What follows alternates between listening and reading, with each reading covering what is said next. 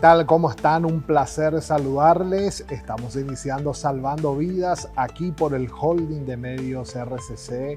Sin lugar a dudas, el tema Venezuela es el foco de atención en todo el continente y nosotros hoy aquí lo vamos a analizar. El proyecto imperial de Donald Trump. ¿Es Donald Trump el Adriano americano? Hoy vamos a analizar aquí en Salvando Vidas con un invitado de lujo. Nos acompaña el doctor César Vidal, historiador, jurista, autor de más de 100 obras, cuya tesis sobre el proyecto imperial de Donald Trump es hoy la clave para descifrar lo que está ocurriendo en Caracas.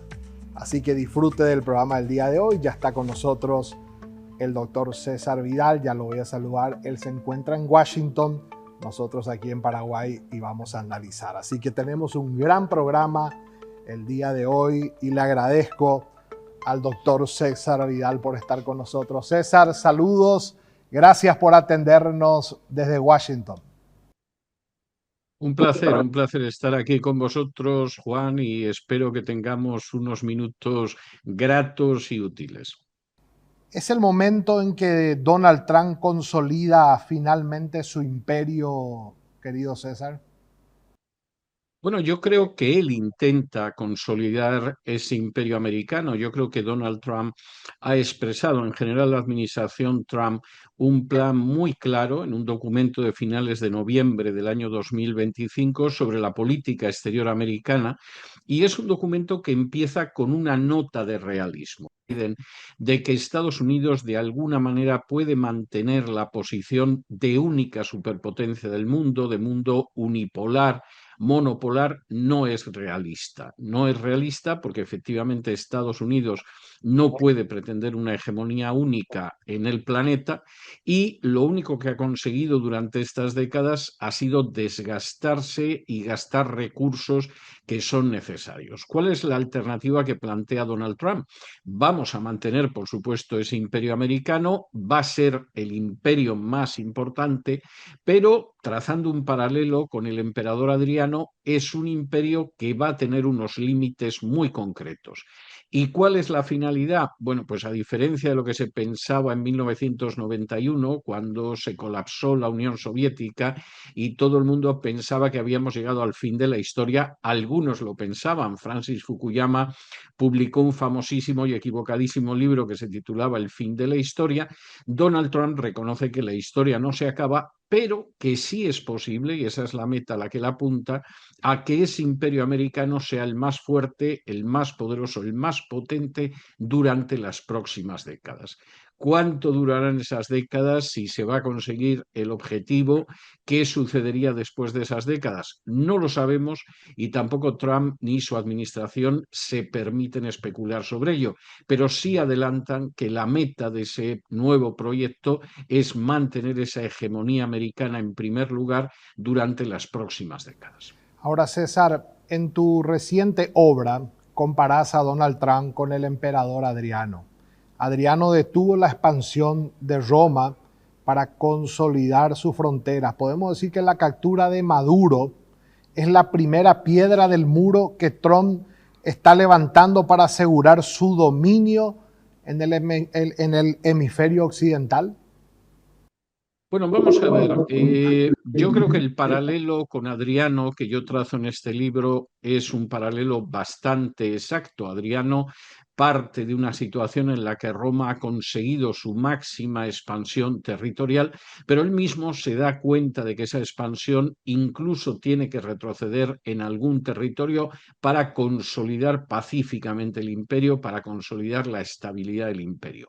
Eso él lo va a lograr primero en el norte de Europa, renunciando a extenderse por el norte de Europa, lo que ahora sería Escocia, lo que sería Irlanda, por supuesto lo que sería Escandinavia, y él llega a trazar un muro, el muro de Adriano, al norte de Inglaterra, y hasta aquí llegan las águilas de Roma. Y por otro lado reconoce que hay un poder en el este, un poder en Oriente, que es el reino de los partos, al que le deja incluso apoderarse de algunos territorios para no tener choques con ese poder. poder. Pero al mismo tiempo que se produce esa detención de la expansión y ese, de alguna manera, no extendernos en cierta dirección, ceder la Ucrania de la época al reino de los partos, sin embargo, vamos a consolidar y a fortalecer enormemente al Imperio Romano. ¿Cuál es de alguna manera la parte del mundo central dentro de esa política de Donald Trump de mantener la hegemonía norteamericana en primer lugar? Hispanoamérica. Hispanoamérica a la que ni siquiera menciona como tal, es decir, no hay una sola página del documento donde se hable de Hispanoamérica, de Latinoamérica, de Iberoamérica. Es el hemisferio occidental. Es decir, la identidad, no voy a decir ya de los países, eso por supuesto, pero de la propia Hispanoamérica no tiene ningún sentido para Donald Trump. Y efectivamente sí tiene que quedar claro que ese hemisferio occidental, como él lo denomina, va a ser objeto de una hegemonía única. No va a permitirse la aparición de ningún otro poder extranjero, lo mismo amigo que enemigo. Me llama la atención que en el episodio de Maduro se hace referencia continuamente a Rusia, China, Irán. Bueno, tampoco van a entrar las naciones aliadas europeas. Yo no sé en qué va a quedar el acuerdo de Mercosur, porque verdaderamente es algo repugnante para la administración Trump. Y dentro de ese control total sobre el hemisferio occidental, tiene una enorme importancia el hecho de que va a desaparecer la economía de mercado si como economía de mercado entendemos la libre competencia. La administración Trump es muy clara. Nosotros vamos a vender todo lo que queramos a los países de Hispanoamérica, pero esos países no nos van a poder vender todo lo que quieran y además no van a poder comprar lo que quieran a otras potencias. Es decir, ese es un mercado que va a ser un mercado única y exclusivamente estadounidense y que además va a ir sobre todo en una dirección. Y es en la dirección de que Estados Unidos sí va a vender todo en esos países y sin competencia, y por el contrario esos países se van a encontrar con barreras arancelarias poderosas al intentar vender sus productos en Estados Unidos. Esto es algo muy claramente expresado por esa documentación. Dentro de esa visión de control del hemisferio occidental, bueno, Venezuela tiene un enorme papel, pero no por el hecho de que haya un gobierno que viola los derechos humanos, que no exista nada ni lejanamente parecido a una democracia, sino porque Venezuela es un país inmensamente rico, es un país con una producción no solo petrolera, sino mineral verdaderamente sensacional y Estados Unidos no está dispuesto a compartirla con nadie.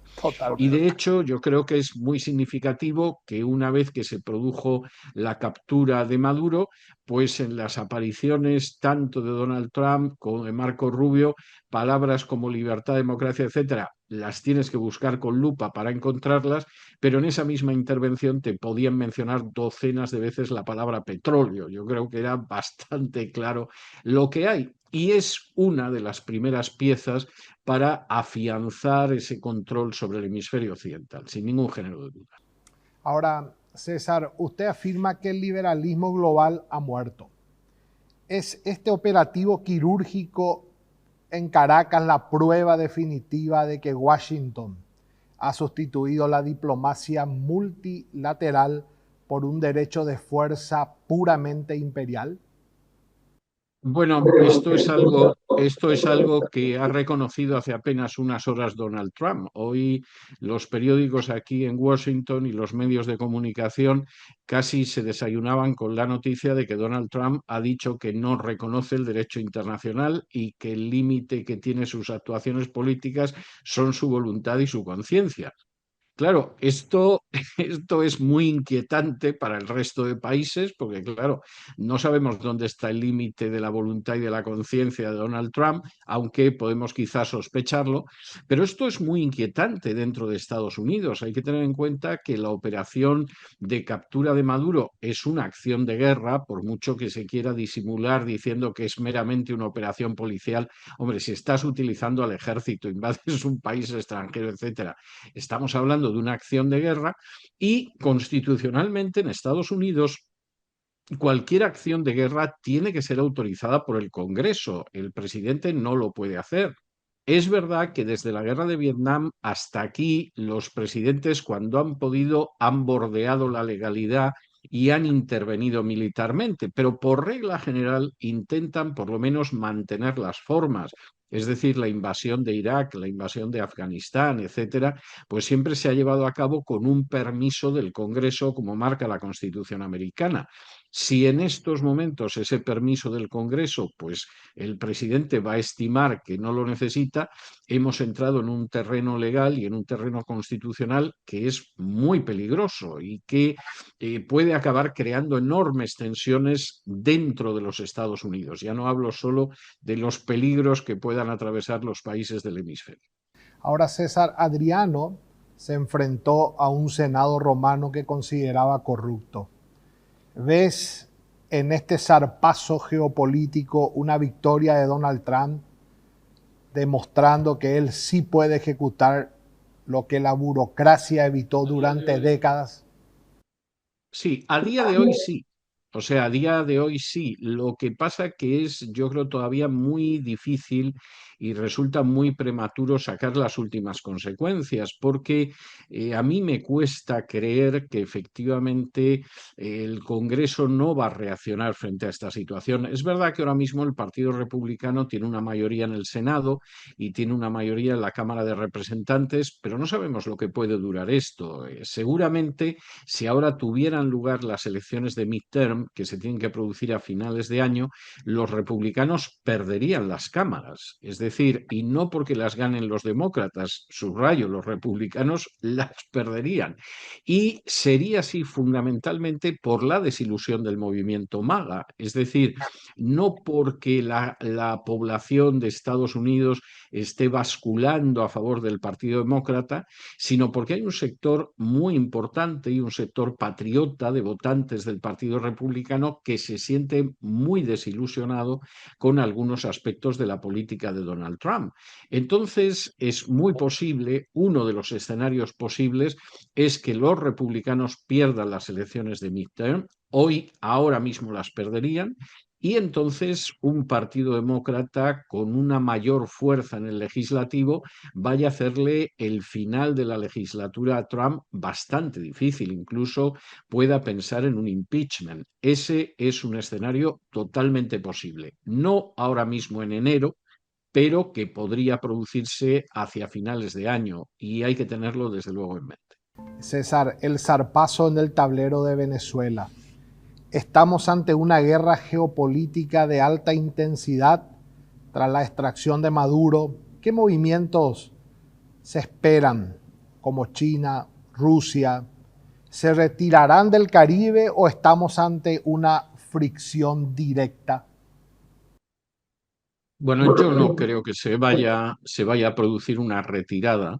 Los intereses de Rusia y de China en Venezuela son bastante menores de lo que generalmente suele decir la prensa. Llevamos años escuchando que lo que ha mantenido al régimen de Venezuela ha sido Rusia, ha sido China y luego también Irán y Cuba. La realidad es muy distinta. El primer socio comercial de Venezuela con Chávez y con Maduro ha sido Estados Unidos. Si Estados Unidos desde el principio hubiera decidido que no hacía negocios con Venezuela, el régimen chavista se habría desplomado hace años. El segundo socio comercial es la Unión Europea, no es Rusia ni China. Y en el caso de Rusia, lo que ha existido desde hace años ha sido un intento de que efectivamente Venezuela le devuelva el dinero y le pague deudas que tiene. En el caso de China igual, pero en el caso de China con más éxito que en el caso de Rusia y consiguiendo pues poco a poco que las deudas se paguen y de alguna manera mantener una relación comercial. Pero insisto, el primer socio comercial del régimen venezolano desde hace décadas es Estados Unidos, nunca ha dejado de ser Estados Unidos, y en segundo lugar la Unión Europea en bloque, no los países de la Unión Europea aislados, sino la Unión Europea en bloque. ¿Cuál es la intención en última instancia de Donald Trump? Bueno, expulsar a esta gente, pero no solamente a China o a Rusia o lo poquísimo que comercia Irán, es expulsar a la Unión Europea. Yo mencionaba antes el acuerdo de Mercosur que se ha firmado hace apenas unas horas con grandes resistencias de algunos de los países europeos, sobre todo países agrícolas como Italia, como Francia, como Irlanda, que creen que la competencia con Hispanoamérica puede ser terrible para sus economías, para sus agriculturas nacionales, pero también con resistencias de Estados Unidos. Estados Unidos no tiene el menor interés en que pueda haber un competidor comercial, aunque sean los aliados europeos, en el hemisferio occidental, sino que quiere tener prácticamente un monopolio de la economía de importación y exportación en Hispanoamérica. Y entonces, para mí una de las preguntas en estos momentos es qué va a acabar pasando con el acuerdo de Mercosur, es decir, si finalmente no se va a ver torpedeado Claro. tanto por algunas naciones europeas como por los Estados Unidos, que puede defender el libre comercio a la hora de exportar sin ningún tipo de obstáculos sus productos, pero que es, yo diría que acentuadamente proteccionista frente a los productos extranjeros. Y no cabe la menor duda de que independientemente de las sonrisas, los abrazos, las palmadas, pues que Donald Trump le pueda dar a un Milley o a un Kass, a la hora de la verdad va a ser muy difícil para los países de Hispanoamérica exportar a Estados Unidos, salvo materias primas, porque las materias primas sí son un interés fundamental de los Estados Unidos y está deseando absorber el mercado de las materias primas hispanoamericanas sin competición con otros países y de acuerdo a sus condiciones. Pero más allá de esas materias primas, yo creo que la situación es una situación no tan halagüeña y no tan feliz. Y el caso de Venezuela, pues viene un poco a señalar cómo van a ir las cosas. En este documento que yo mencionaba y que yo desgrano en mi libro del proyecto imperial de Donald Trump, dice muy claramente el tipo de política que se va a seguir con los países de Hispanoamérica. Es decir, vamos a apoyar a candidatos que de alguna manera favorezcan nuestra política y cuando nos encontremos con un candidato Una que no amenaza. favorezca nuestra política, que llegue al poder, pues ya intentaremos hacerle entrar en razón. Y la verdad es que el documento es muy Sí, transparente, sí. no es una interpretación maliciosa, sino que es muy claro, lo cual hace pensar que los proyectos electorales en Hispanoamérica en el futuro, ya hemos tenido algunos recientes, pues van a experimentar una injerencia muy fuerte de la Casa Blanca. Así es. Se habló mucho esta semana, César, después de la captura de Maduro, el objetivo era el petróleo. Se habló varias, lo hablaron los chavistas inclusive, el objetivo no era Maduro, era el petróleo. Según tu lógica y la lógica de tu libro, ¿era el crudo la meta real o el verdadero objetivo era restaurar la autoridad simbólica del imperio en la famosa frase, el patrio trasero? Bueno, yo creo que más que hablar de patio trasero, si uno analiza el documento de política exterior de la administración Trump, habría que hablar del rancho de enfrente o del rancho trasero. Es decir, Mi no es patio, ¿eh? un patio trasero, realmente eso es un emporio, un auténtico Edén de materias primas que Estados Unidos considera estratégicas y que, por supuesto, piensa explotar en su propio beneficio. No, tampoco lo ocultan. Ocasionalmente pueden decir, bueno, esto va a ser en beneficio de Estados Unidos y de Venezuela, pero es bastante evidente. No solo se busca el petróleo, pero no cabe la menor duda de que el petróleo es uno de los objetivos estratégicos, no porque Estados Unidos lo necesite. Estados Unidos ahora mismo supera en producción de petróleo a Arabia Saudí. Este es un país que se autoabastece de gas y de petróleo, sino porque hay una serie de situaciones geoestratégicas que convierten el petróleo todavía en más importante de lo que haya podido ser hasta ahora. Por ejemplo, Netanyahu no oculta que quiere atacar al régimen iraní. No sabemos cómo resultaría un ataque de Israel sobre el régimen iraní, aunque es algo en lo que está presionando mucho en las últimas horas. Pero claro, si Irán cierra el Golfo de Hormuz y el tráfico de petróleo se ve afectado, eso puede ser un shock para la economía mundial terrible. ¿Cómo neutralizamos los efectos de un posible ataque de Israel sobre Irán? Bueno, pues nos apoderamos del petróleo de Venezuela y mantenemos el precio del crudo dentro de unos límites razonables que no lleven al shock a la economía mundial. ¿Esos son los intereses de Estados Unidos? No, pero sí son los intereses de los lobbies sionistas, que son extraordinariamente poderosos dentro del trazado de la política exterior de este país. Y, desde luego, aparte de ese petróleo y de otras materias primas, no cabe la menor duda de que esta es una clara exhibición de lo que va a ser la política de Estados Unidos en el futuro. Porque luego tengo que decir que Maduro es un personaje muy secundario. Por ejemplo, nada más llegar a Estados Unidos, donde realmente las reacciones que se han producido no han sido en ningún caso de simpatía hacia Maduro, pero sí de temor por si esto va a ser el inicio de otra serie de intervenciones y nos vamos a ver empantanados en más guerras como ha sucedido en el pasado. Bueno, pues una de las primeras cuestiones con las que nos hemos encontrado son las acusaciones contra Maduro, y claro, las acusaciones contra Maduro jurídicamente son endebles. Hay una de las acusaciones es que tenía metralletas. Bueno, esto es ridículo, se mire como se mire. Y Maduro ha podido facilitar el narcotráfico, pero ya no se habla de un cártel, de un estado narcoterrorista, ni ninguna de las bazas propagandísticas que se han utilizado durante meses, pues, para legitimar una intervención armada en Venezuela. Sí. César, y una de las preguntas que se hace la gente por todos lados, periodistas, inclusive comentaristas, ¿qué pasó aquí? Maduro está en Nueva York, pero la cúpula militar y figuras como Delcy Rodríguez siguen en Caracas. ¿Cree usted que el Adriano americano o Donald Trump ha pactado una transición dentro del sistema? No tengo la menor duda. Yo creo que realmente ha habido varias vías de acción paralelas que desarrolló la Casa Blanca y finalmente ha optado por la que le parecía que podía ser más rápida y más eficaz. Una de las vías fue en su momento apoyar a María Corina Machado. Bueno, todos sabemos que esa vía, se diga lo que se diga y por más que se hable de que Edmundo es el presidente electo, en fin, todo esto, esa vía fracasó estrepitosamente. Donald Trump debió de llegar a esa conclusión hace mucho tiempo, porque al producirse la intervención y la detención de Maduro, inmediatamente dijo que el poder no iba a pasar a María Corina Machado porque no tiene fuerza, no tiene respaldo popular, no es nada y por lo tanto esa no era una vía.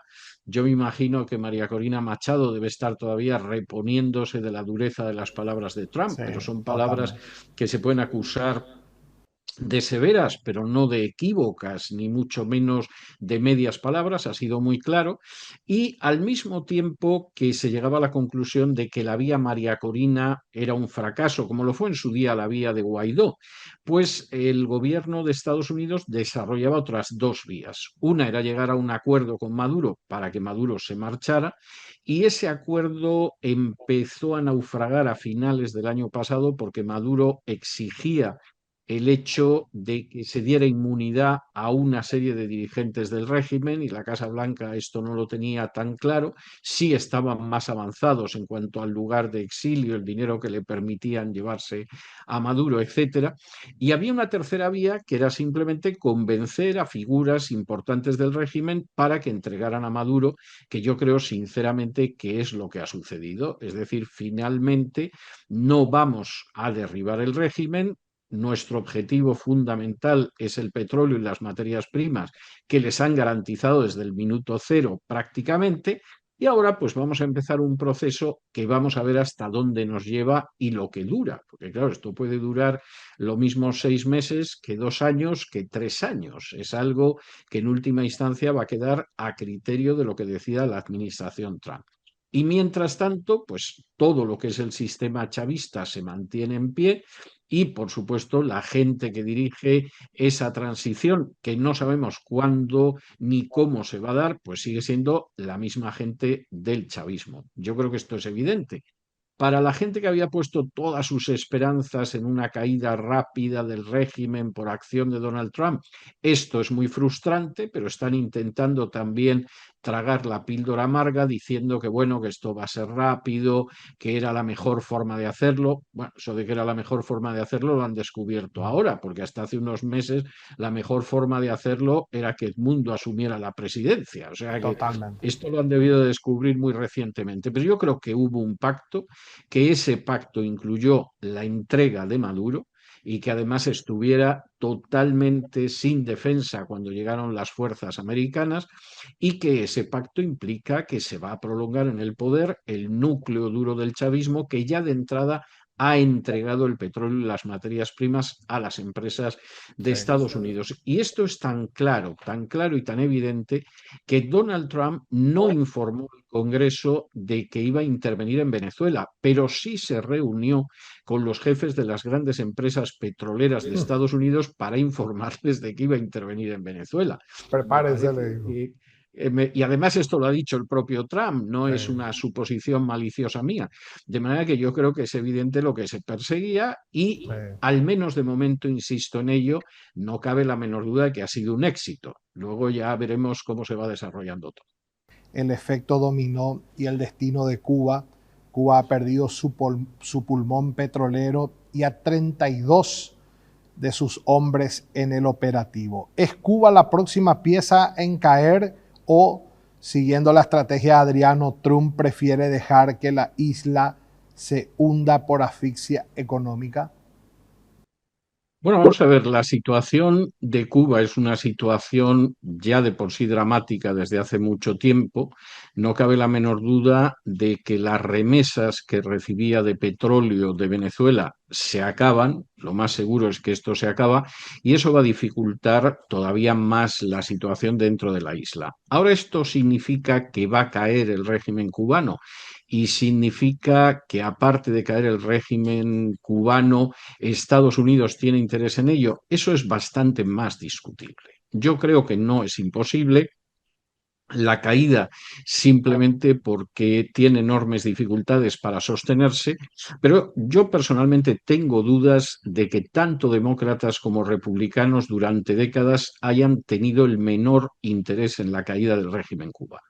Es decir, más allá de declaraciones, sobre todo para obtener el voto en el sur de la Florida, que es donde el exilio cubano es más fuerte, yo creo que las administraciones prácticamente de Nixon hasta ahora no han deseado jamás la caída de la dictadura cubana, y no lo han deseado porque la dictadura cubana reporta muchos beneficios a Estados Unidos que son el elefante en la habitación del que nadie quiere hablar. Por ejemplo, mientras Cuba siga estando en la situación en la que se encuentra, eso es muy bueno para la Florida, para el estado de la Florida, que no tiene que competir con Cuba.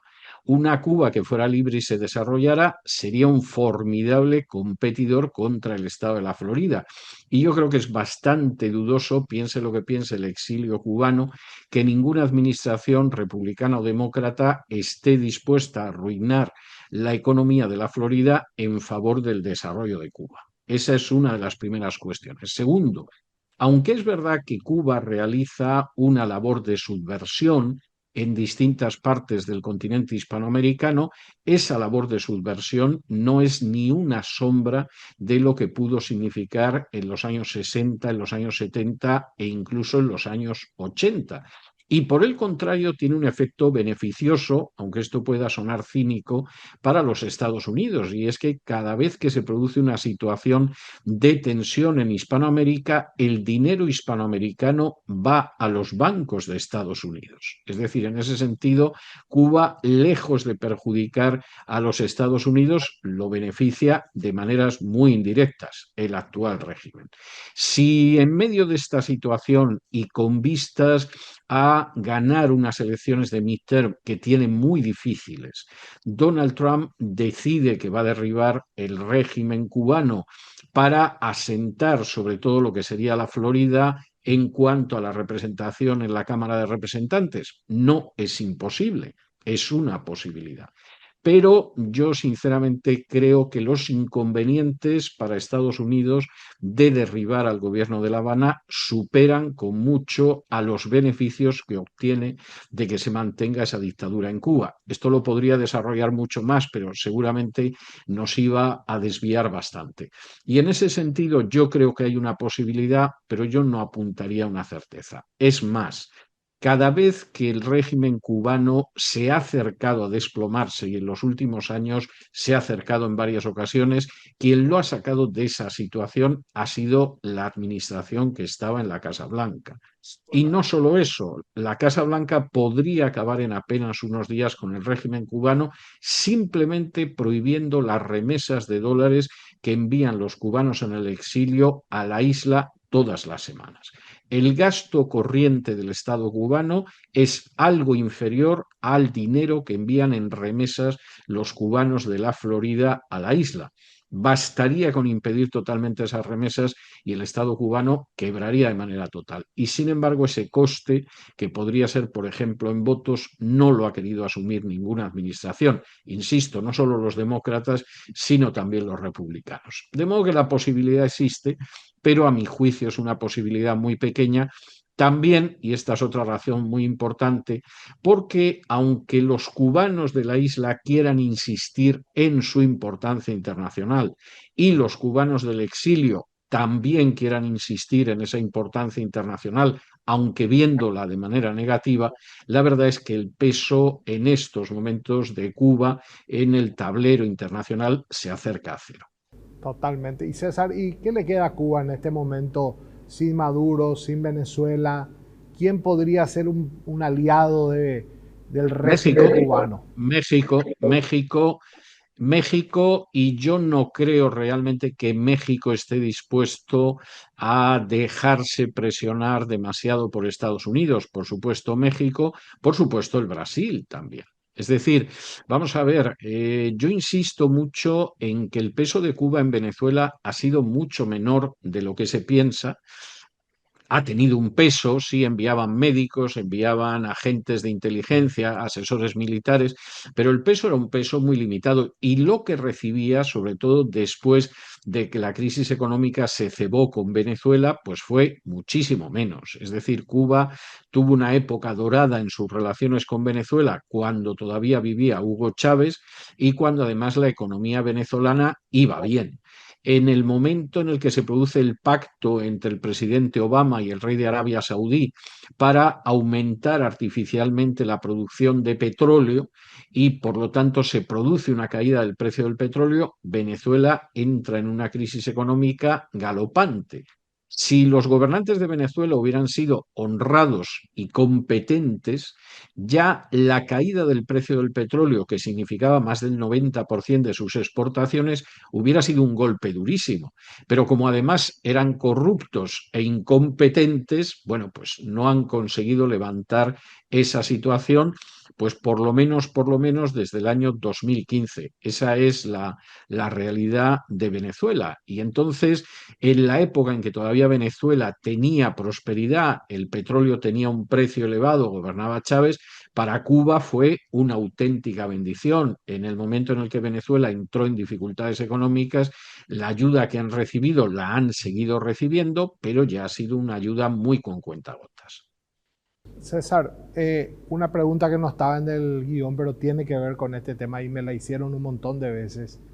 ¿Por qué Estados Unidos no pone su mirada en Nicaragua, en Haití, países que están pasando muy mal, uno con una dictadura de años, otro gobernado por las pandillas? ¿Por qué pensás que Estados Unidos solo, bueno, Venezuela sabemos que está el petróleo detrás y todo, ya hablaste de Cuba, pero ¿por qué no se habla de Nicaragua y por qué no se habla de Haití?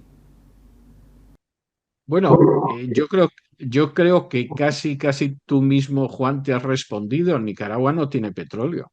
Haití no tiene petróleo, pero tampoco tienen unas materias primas estratégicas. Es decir, por ejemplo, si Nicaragua fuera un gran productor de litio o fuera un gran productor de coltán, pues Sí. seguramente Nicaragua lo estaría pasando muy mal. No es el caso. Y además Nicaragua ahora mismo está en una situación más estable que, por ejemplo, hace un par de años. Entonces, bueno, pues Nicaragua no es tan relevante. En el caso de Haití, el plan que ha Menos. tenido siempre la agenda globalista es fusionarlo con la República Dominicana. No sabemos qué va a suceder ahora, pero evidentemente Haití no tiene nada apetecible para las grandes multinacionales y los grandes lobbies de Estados Unidos. Entonces, no vamos a ver ese tipo de intervenciones en países que realmente no planteen un botín interesante. Yo creo, vamos a ver, y voy a emitir una regla que creo que se va a verificar en los próximos años. Nosotros solo vamos a ver intervenciones armadas de Estados Unidos, las llamen como las quieran llamar. Finalmente, son intervenciones militares, intervenciones armadas, en países que tienen minerales estratégicos o en países hacia los que Israel tenga algún tipo de apetencia, entre dentro de sus ambiciones geoestratégicas. Fuera del hecho de poder tener acceso con más facilidad y de manera más masiva a grandes depósitos de materias primas, o fuera de la política de Israel, no vamos a intervenir, no vamos a ver intervenir a Estados Unidos en ningún sitio. Y esto creo que es una regla que se va a verificar en los próximos años. Y si finalmente mi pronóstico está equivocado, que yo reconoceré humildemente que me he equivocado y que ha habido intervenciones por razones humanitarias y cosas de este tipo. Pero insisto en ello, no vamos a ver más intervenciones que las que están relacionadas con materias primas y las que están relacionadas con la política exterior del Estado de Israel. No, ahora yo, pero totalmente, hasta irónica fue mi pregunta, César, con respecto a eso, porque la gente dice, ¿y qué pasa? Los que creen que Estados Unidos no tiene un interés detrás y que solamente está detrás de poner orden y de mantener la estabilidad política, no siempre hay un interés detrás, ¿verdad? Bueno, pero esto aparece reflejado incluso en este documento que yo analizo en mi libro del proyecto imperial de Sí, Donald Trump, aparece reflejado de una manera muy clara. O sea, dicen sí. muy claramente que las intervenciones van a tener que ver precisamente con esas cuestiones, ¿no? Es un poco más discreto en cuanto al caso del Estado de Israel, porque el Estado de Israel se está viendo cuestionado de una manera muy fuerte en Estados Unidos en los últimos años, desde que comenzó la guerra de Gaza y por primera vez desde la fundación del Estado de Israel en 1948, la mayoría de la población de Estados Unidos no lo respalda. Esto es algo desconocido hasta la fecha, esto es algo que no se pensaba que pudiera llegar. Y además la pérdida de respaldo del Estado de Israel no está viniendo precisamente de la izquierda, está viniendo sobre todo el movimiento MAGA, porque el movimiento MAGA, que a fin de cuentas es un movimiento patriota, considera que lo primero es América y eso significa que los problemas que tú tienes en América son los primeros que hay que solucionar. Es decir, antes de ir arreglando el mundo por ahí y actuar como gran policía del mundo, etcétera, tú tienes que solucionar los problemas nacionales. Y eso hace que el movimiento MAGA esté cuestionando mucho de la política exterior de Estados Unidos, tanto demócrata como republicana. Por ejemplo, hace apenas unas horas que Donald Trump ha anunciado que el presupuesto militar de Estados Unidos, que ahora mismo es $1 trillón, es verdaderamente algo impresionante, es para arreglar el mundo con ese presupuesto, va a aumentar este año a $1,500,000,000. Es decir, ese presupuesto militar va a aumentar en un 50%. Bueno, pues no hay que ser un genio para darse cuenta de que ese aumento lo vamos a pagar los ciudadanos americanos no solo a través de la vía de los impuestos, sino también a través de la vía de las infraestructuras, a través de la vía del cuidado médico, a través de la vía de la enseñanza, etcétera, etcétera, porque los recursos de Estados Unidos, a pesar de ser un país inmensamente rico, no son infinitos. Y si Sí. tú gastas dinero en un momento determinado, pues en más aviones y en más misiles y en más drones, es algo que tienes que quitar a la enseñanza, a la salud, a la infraestructura, a las pensiones de los ciudadanos americanos. Esa es una realidad. Y de nuevo, esto no es una lectura de la izquierda, ni mucho menos. El general Eisenhower, que fue presidente 2 mandatos por el Partido Republicano, llamaba esto la Cruz de Hierro. Y decía que cada bombardero, cada portaaviones, etcétera, que en un momento determinado tenía que pagar este país, pues eran escuelas, eran hospitales, eran clínicas, eran pensiones de ancianos que no se podían cubrir. Y eso crucificaba al país en una cruz de hierro. Bueno, pues eso lo dijo un presidente del Partido Republicano que además fue el comandante en jefe de las fuerzas de invasión en Europa durante la Segunda Guerra Mundial. Menos sospechoso imposible. Y esa es una situación que dentro del movimiento MAGA se cuestiona mucho. De manera Último, que esta es una situación en ese sentido que, bueno, la administración Trump teóricamente va a intentar colocar límites, pero claro, el primer límite que ya conocemos, pues es que el $1 trillón que se gasta anualmente en armamento va a subir este año a 1,5 trillón. y un mensaje claro para el hemisferio. César, ahora aterrizando, yo tuve que unir el tema Venezuela-Maduro con tu libro, traté de unirlo, tratar de que el televidente o el radio escucha luego vaya a comprar el libro porque me parece un libro fenomenal. Está en Amazon, ¿verdad? Salió recién. Sí, sí, lo tienes en Amazon tanto en Kindle como en impreso. Yo creo que eso va a ser un libro muy vendido, especialmente en este tema. Eh, en la última etapa, César, el nuevo orden y el juicio final. Maduro comparece ante la justicia en Nueva York. Bajo la tesis de tu libro, ¿es este juicio una herramienta de negociación o una exhibición de poder para advertir a otros líderes rebeldes de la región? Bueno, vamos a ver. Yo creo que ya el simple hecho de que pueda aparecer una unidad militar atrape a un presidente y se lo lleve ya es un mensaje tan claro, tan claro. Eso es un clarinazo tan alto que realmente lo que pasa en el juicio después es secundario. Porque incluso vamos a ver, Maduro puede salir muy bien parado de ese juicio o le puede caer cadena perpetua. O sea, ya te adelanto que tal y como está planteada la acusación, pues al final lo mismo sale en condiciones muy buenas o se supone que se va a pasar el resto de su vida vestido de naranja en una prisión de alta seguridad o no sabemos si en un momento determinado, como ha sucedido con otro presidente de nación hispanoamericana detenido y condenado en Estados Unidos por narcotráfico, pues va a llegar un presidente y lo va a indultar. Entonces, Totalmente. yo creo que saber lo que va a pasar con Maduro es de lo más inseguro en estos momentos. Pero yo creo que el destino de Maduro y el proceso de Maduro es lo de menos. Por cierto, tiene un abogado absolutamente extraordinario. Esto sí, sí tengo que decirlo. Además, un abogado que tiene un conocimiento de los recovecos de la legalidad aquí en Estados Unidos verdaderamente prodigioso. Y yo creo, insisto en que eso es secundario. Lo importante es el mensaje. Es decir, nos vamos a llevar por delante a cualquiera que no acabe aceptando nuestras condiciones. Y eso se puede intentar, bueno, enmascarar diciendo que se hace por una buena causa, etcétera, etcétera. Pero yo creo que el aviso es un aviso a cualquiera. Da lo mismo que sea un dictador que sea un presidente democráticamente elegido. El mensaje es un mensaje bastante, bastante claro.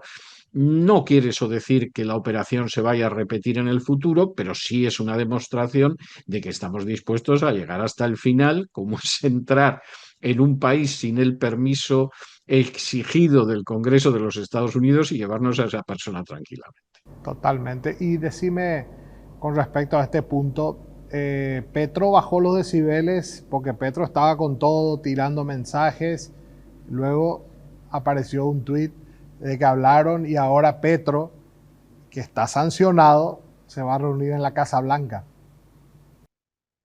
Bueno, yo creo que la situación de Petro es incómoda pero curiosamente yo no creo que esté apuntando tanto a Petro como al posible sucesor de Petro. Es decir, aquí de lo que se trata es de controlar el proceso electoral colombiano, que está muy cerca en el horizonte, A y un que año. quien acabe finalmente ganando ese proceso electoral, pues como ha sucedido en algún país centroamericano y ha sucedido en Chile y en las últimas elecciones legislativas en Argentina, sea alguien con quien nos entendemos bien, que comparte la situación, que no tiene ningún problema en tener una situación de vasallaje hacia los Estados Unidos, y esto pues es un auténtico aviso a navegantes. No creo que vaya a haber una persecución de Petro, me sorprendería bastante, pero sí creo que hay un mensaje lanzado a la sociedad colombiana. Y claro, hay mensajes que son muy poderosos, es decir, se puede considerar que son intolerables, pero son muy poderosos.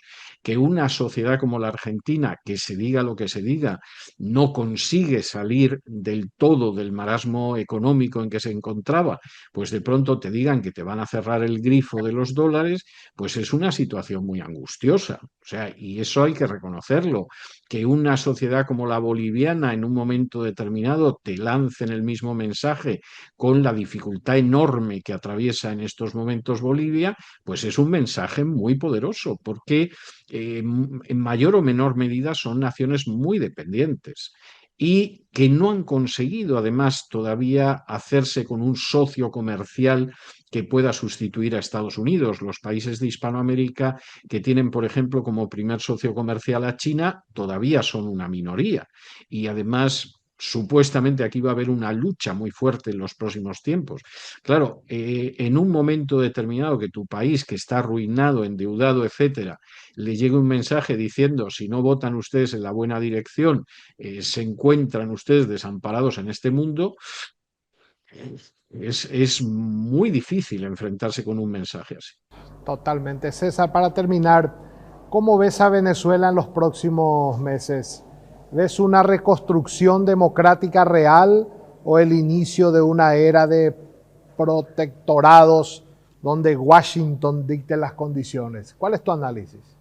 Bueno, vamos a ver, que va a ser un protectorado sobre el que Washington va a dictar las condiciones, eso no tiene discusión. Ya O lo sea, es. quiero decir, eso es algo que ni se discute, porque incluso María Corina Machado llegó a decir antes de las elecciones que le ofrecía todo a Donald Trump con tal de que desalojara a Maduro. Es decir, le estaba ofreciendo convertirse en un protectorado, bueno, supuestamente para acabar con una dictadura y implantar una democracia, pero convertirse en una democracia tutelada y en un protectorado. Entonces, yo creo que esa condición Venezuela lamentablemente no se la va a sacudir de encima.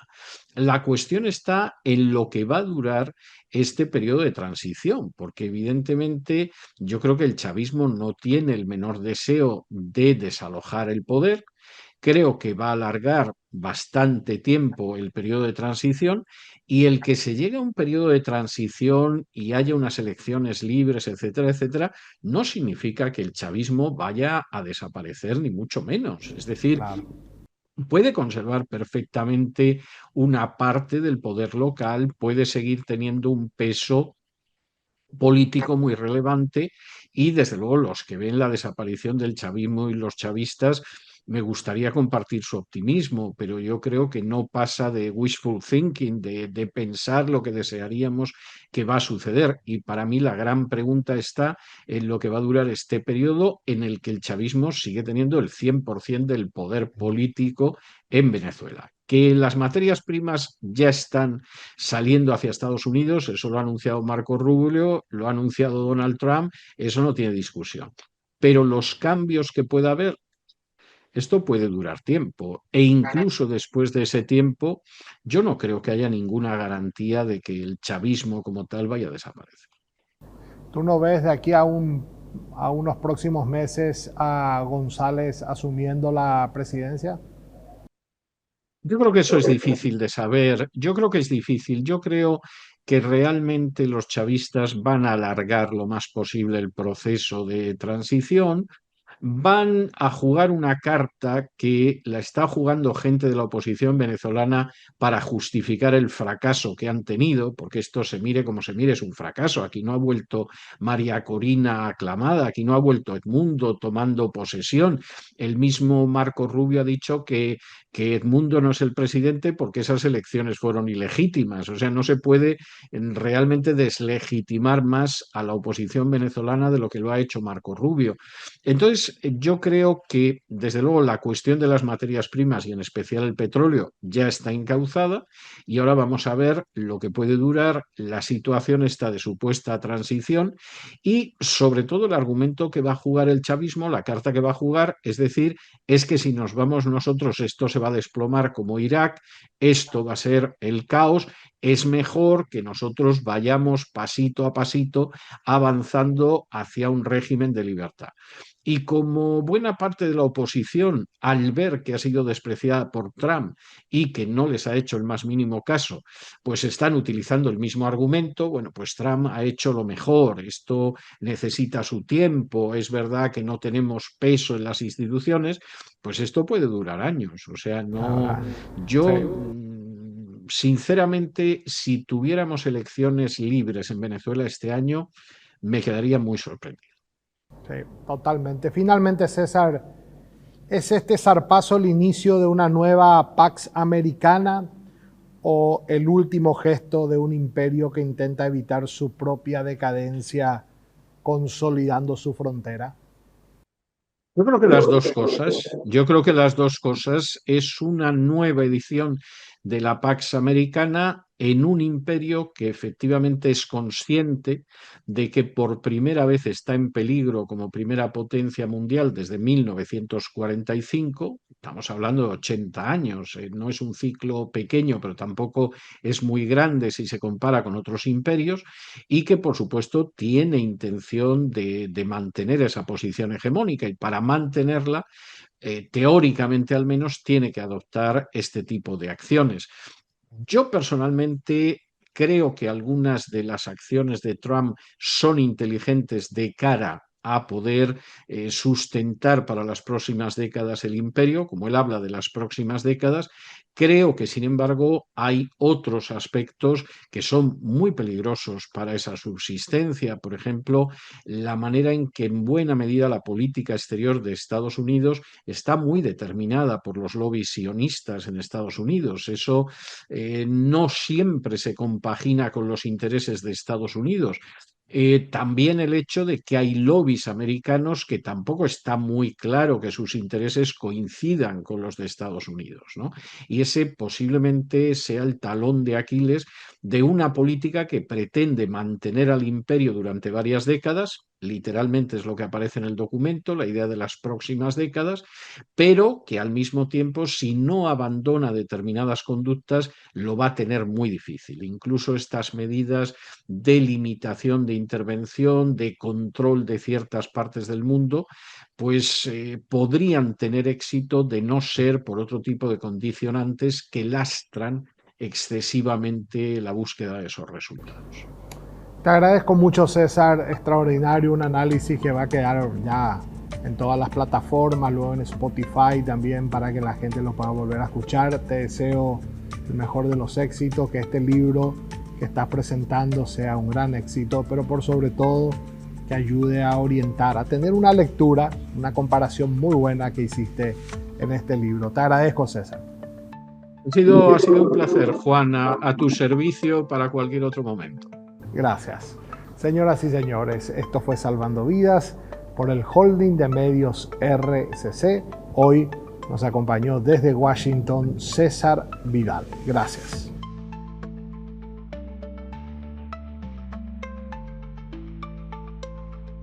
Salvando Vidas fue una presentación de Inverfin, Record Electric, Cooperativa Chortizer, Fecoprod, Cooperativa Ferheim, Classic, Grupo Ilagro, Cooperativa Neuland, Lácteos Lactolanda, Industrial Schroeder, Chacomer, Hotel Hilton Garden Inn.